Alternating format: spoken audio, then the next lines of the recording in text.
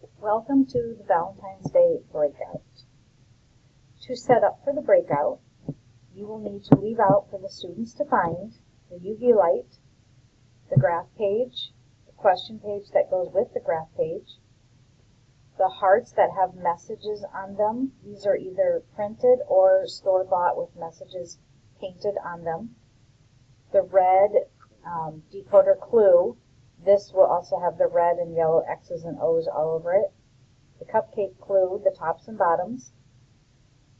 The rebus message. The directional clues. And then the little hearts that are cut out that go with the graphing page.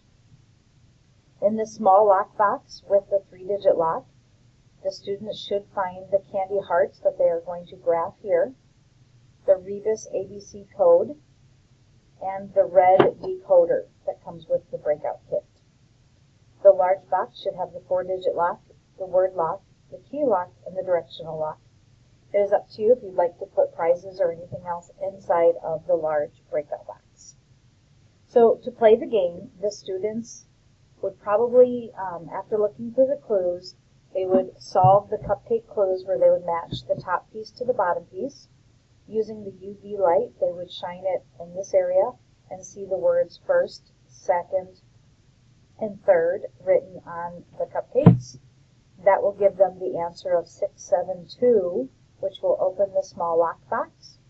Inside the small lock box, they will find the rebus clue, which goes with this clue. The clue says, what did the drum say to his Valentine?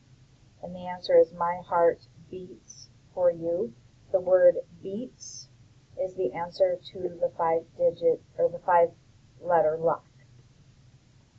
The students using the red decoder would see this message. It says, bring a heart that says you are smart to your teacher. So the students would find the heart that says you are smart, bring that to the teacher. The teacher would give them the key to unlock the keyed lock. After the students sort through their candy hearts, they should graph their candy hearts, and then they can answer the questions. What number is the most, the least, how many more, and then how many more.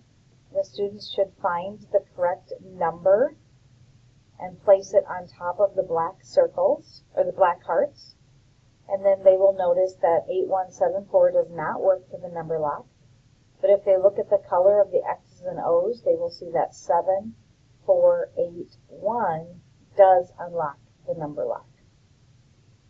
The last clue is the direction lock. The students should put the cards so that the cupid is facing up, and then in order according to how many pink hearts are on each page. Once they're in that order, the students should see that the arrow points to the right, down, down, up, and left. And that will open the direction lock. Hopefully your students have fun, and let me know if you have any questions. Thank you.